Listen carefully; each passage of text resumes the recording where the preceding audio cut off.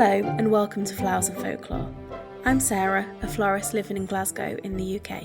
I run a business called Roux Botanics, which I started in 2020. I create flowers for funerals, weddings, I run lots of workshops, and I now host this podcast. I also write a newsletter called The Foibles of a Florist. You can find a link for it in the show notes. If you love flowers and folklore and odd floral facts, then you're in the right place. A quick note before we get started. I love reading and learning about flowers and the history and tales associated with them. There's so many different regional stories and so much lore, so what you may have heard or read may be different to what I talk about in the podcast. You're absolutely welcome to get in touch and let me know what you've heard. I'm always keen to learn more.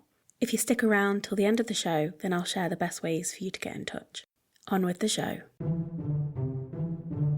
For the first ever episode, I'm going to be telling you all about the foxglove. I really wanted to start with this flower because I feel like it's having such a moment right now. I went to Chelsea Flower Show this year for the first time ever, and it felt like every show garden seemed to have like at least one foxglove. I don't have my own garden. I live in a tenement in Glasgow, so I have access to a shared garden, and it's pretty neglected and pretty gross. So I bought a couple of foxglove plugs from Chelsea. Despite my love for flowers, and obviously being a florist, I don't actually have a green thumb, so I'll keep you posted as to whether they ever come around to flowering. And so that just cemented that this episode should be all about the foxglove. I first had the idea for this podcast over 2 years ago. I wrote the episode for bluebells and for snowdrops, and I just got a bit scared, to be honest, and so I never got around to sharing the episodes. So I'm thrilled to be here, but somewhat nervous. Before I dive into the symbolism, folklore and history of the foxglove, I'm going to give you 5 quick facts about the flower. Number 1. The tallest foxglove ever recorded was over 11 feet. Number 2. Despite being extremely poisonous, the foxglove has been used in medicine, particularly for treating heart conditions. Number 3. They are a very important source of nectar for bees and other pollinators. Number 4. The foxglove self-seeds and spreads easily. Once the flower fades, its seed pods burst open and will scatter nearby. Number 5. They tend to bloom from June through to September. And one bonus fact. In 2002, Plant Life conducted a public survey to assign flowers to each county. It seems like there's not enough flowers to go around because the foxglove is the county flower to 4 different counties. These include Argyll, which is in Scotland, the West Midlands and Leicestershire, which is in England, and Monmouthshire, which is in Wales. Okay, so let's get started. I've used loads of different books and websites for this episode, so I'll compile a whole list that you can find in the show notes. The botanical name for common foxglove is Digitalis purpurea, but it goes by so many names. According to a Countryfile article, the foxglove has more than 30 recorded names. There is no British wildflower that has more recorded names. Some of my favourite names were fairy fingers, dead man's bells, witch's gloves, throatwort, Scotch mercury, fairy thimbles, floppy dock, and foxbell. There's also some overlap between the names for foxgloves and the names for bluebells.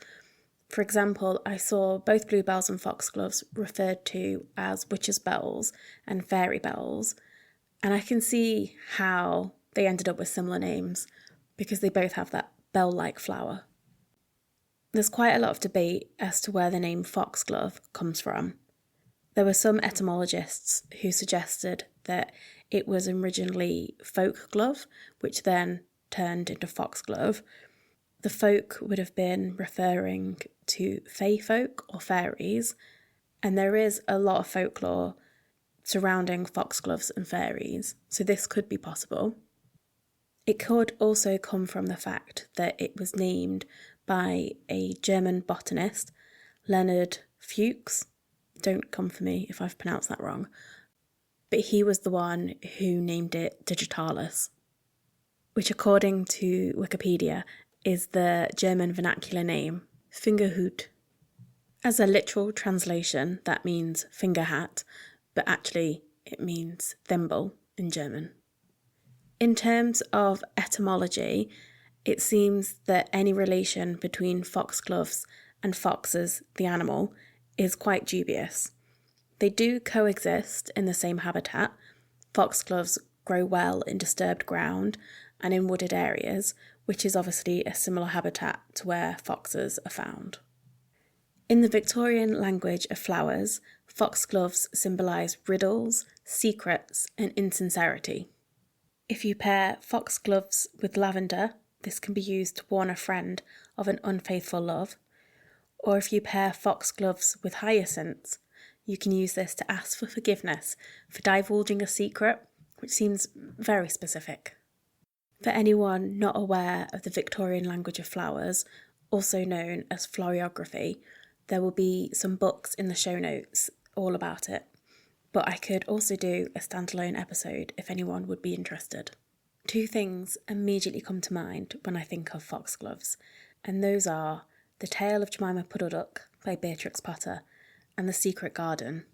For those who need a quick refresher, Jemima Puddle Duck is the tale of a duck, obviously, who's not allowed to keep her eggs on the farm because she's not very good at sitting on them. So she plans to leave the farm so she can nest somewhere else.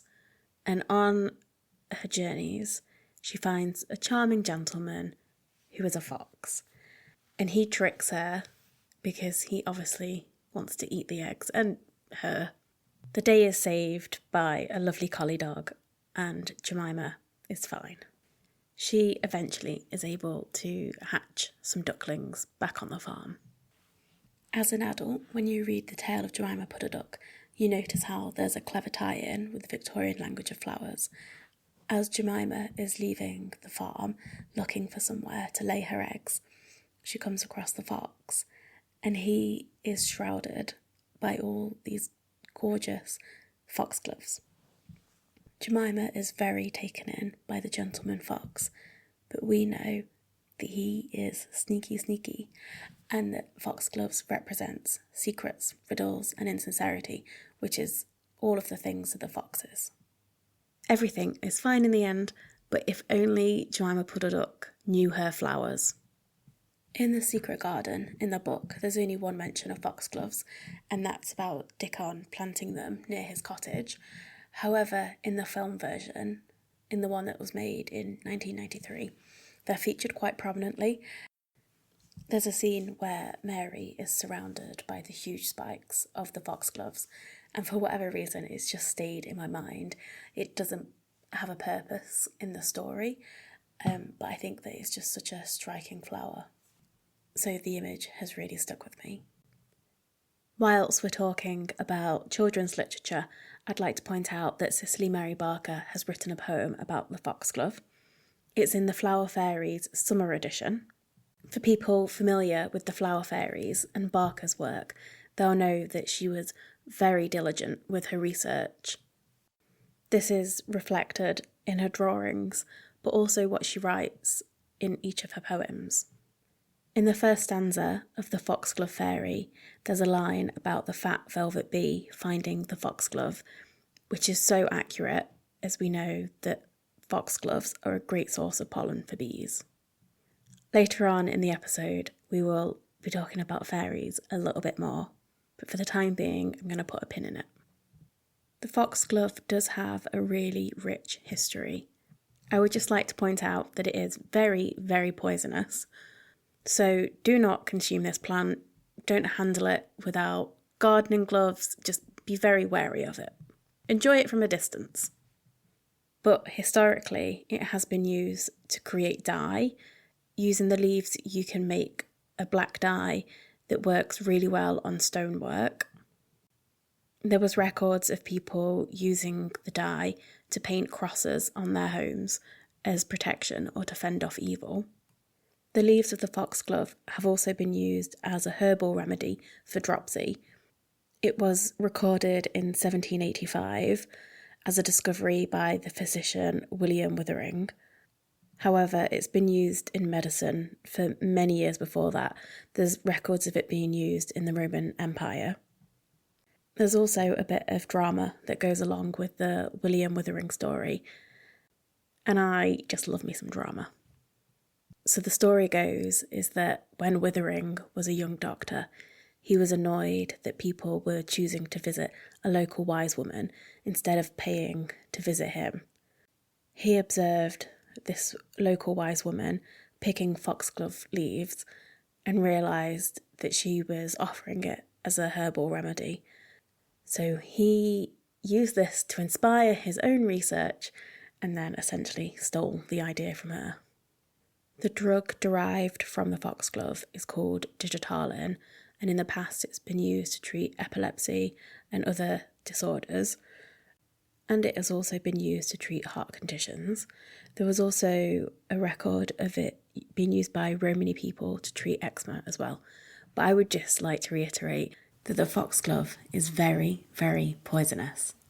In Fiona Stafford's book, The Brief Life of Flowers, there was something that caught my eye. In the Times Telescope in 1822, there was a note of foxglove tea being taken recreationally. It was recorded in Derbyshire, which happens to be my hometown. It was described as being popular among the local women, quote, of the poorer class, unquote. Foxgloves grow so easily, so it was with very little expense and very little effort that you could collect the leaves from foxgloves to make the tea. I must stress, do not make this tea, but in the record from Derbyshire, it said, the tea produced great exhilaration of the spirits and other singular effects on the system. Didn't go any further to explain what those effects were. And as we chatted about Beatrix Potter earlier, I thought it was quite interesting to include this, that there was a record of Beatrix Potter collecting the leaves from the foxglove during the war, and Beatrix Potter was based up in the Lake District, so yeah, it wasn't just Derbyshire that made this tea. I'm now going to take you on a trip up to Scotland, which is where I'm based. In the Scottish borders, foxgloves are referred to as witches' thimbles, which might be one of my favourite names for them. It's believed that they got this name because foxgloves were favoured by witches. And Fiona Stafford, in her book The Brief Life of Flowers, suggested that the slight droop at the tip of many of the foxgloves brought to mind the pointed hats of witches and wizards. There was also a lot of references in Scottish folklore about how unlucky the foxglove is, particularly to bring it inside your home or to take it on board a ship. You do often see an overlap with plants or flowers that are poisonous, and then the folklore suggesting that they are unlucky. This is just my opinion, but I think this is probably a great way to ward children off from picking certain flowers if they think it's going to bring them bad luck. On the flip side to that, in Christine Iverson's book, The Hedgerow Apothecary, she noted that in Scotland, foxglove leaves were put in babies' cradles to protect them from evil, but I couldn't find whereabouts in Scotland that had been practiced. Unsurprisingly, there was quite a lot of folklore about foxgloves and fairies. That's unsurprising, given that some of the regional names include fairy gloves, fairy fingers, fairy petticoats, fairy thimbles. And I think there's just some wildflowers that when you're near them or when you're looking at them, they just make you think of fairies, and foxgloves are definitely one of those for me. There were some tales that were quite sweet, and there were some tales that were quite sinister.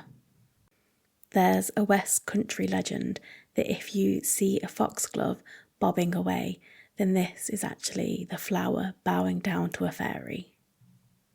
And Christine Iverson used the term fairy thunder, which I just thought was so delightful, which means shaking a foxglove, and it upsets the fairies, and so they rumble and make some fairy thunder in their annoyance. On the more sinister side, there was a few mentions of a medieval ritual using foxgloves that's definitely not recommended. Badly behaved children used to be labelled as changelings, a changeling is often found in European folklore, and it was the substitute left behind when a fairy or a supernatural being kidnapped a human being. So if parents were concerned that their innocent child had been swapped for a changeling, there was a way to test it. If you popped 3 drops of foxglove juice on the child's tongue and then 3 drops in each ear, they were then made to sit on a shovel, which was swung 3 times through an open doorway. As you were doing this, you would shout, "If you're a fairy, away with you." There was no real mention of how successful this was, but regardless, your child would be either very sick or very traumatised from this experience. I did also come across a lot of associations with midwifery. As far as I could work out, I think this might be related to the Roman mythology around Juno and Jupiter. So Juno is the queen of the gods, as well as goddess of marriage and childbirth, and Jupiter is the king of the gods. So the tale is that Juno was really angry at Jupiter. It's kind of messy, but essentially Jupiter birthed Minerva from his head, and Juno didn't like that. She was jealous and angry, and so she had a big old moan to Flora. Flora is the goddess for flowers and spring. So to solve the situation, Flora then lightly touched Juno on her breasts and her belly with a flower, and this impregnated Juno. And the flower that Flora chose to use was the foxglove. There was also this theory that I came across that is pure speculation, but I found it quite interesting. The theory is that Vincent van Gogh was treated with digitalis for his epilepsy. People suffering from digitalis poisoning are known to have a yellow haze in their vision, and some art critics speculate that this was the cause for Van Gogh's yellow hue in a lot of his paintings. To add another layer to it, Vincent van Gogh painted his physician, Dr. Paul Ferdinand Gachet, and in both of his portraits, Van Gogh painted him holding a stem of a foxglove. So yeah, it's just pure speculation, but it was quite a fun rabbit hole to go down. I've got one final tale that I want to share with you. In the book, The Forager's Calendar by John Wright, he tells of a story of a woman who was helping her friend out who was a florist. The florist and her friend were arranging foxgloves without gloves, and by the end of the day, she said, and I quote, "feeling faint and missing more heartbeats than seemed advisable, though she soon recovered." And despite reading this and despite researching this whole episode, the other week I was working on a wedding that used foxgloves and I wasn't wearing gloves. And I didn't get sick. It was totally fine. But for whatever reason, I was trying to locate something in the studio and I spun around a few times and it made me feel really dizzy. And my immediate thought was, oh no, the foxgloves have got me. For a list of the sources that I used for this episode, please head over to my Substack. There's a link in the show notes. Substack allows you to leave comments on each episode as well. So if you have any thoughts or feedback, please let me know. Unless you've only got horrible things to say, then, you can just scroll past. 2 books that I found particularly helpful for this episode were Christine Iverson's The Hedgerow Apothecary and Fiona Stafford's The Brief Life of Flowers. The final thought I'd like to leave with you is this line from Foxgloves by Mary Webb. "Every crimson bell, down slanted, is so utterly enchanted." Thank you so much for listening to this first episode. I hope you enjoyed it. I had loads of fun. If you have some interest in folklore about the foxglove you'd like to share, please do come let me know. Or if you'd like to send me any photos of foxgloves that you've seen out and about, send them my way. You can find me on Substack or you can find me on Instagram. On Instagram, my handle is Roux Botanics. That's ROOK Botanics. You can also send me an email. The address is podcast@rouxbotanics.com. I hope to record a monthly episode. I would love to do more, but I don't think I have the time. It was so much fun researching and recording, but it was quite time consuming. It would be really great if you could share this episode with a friend, subscribe to the show, or leave me a 5-star review. Alternatively, you can do none of those things, and that's totally fine. I'm just so pleased that you're here. Thanks for tuning in, and I'll see you next month.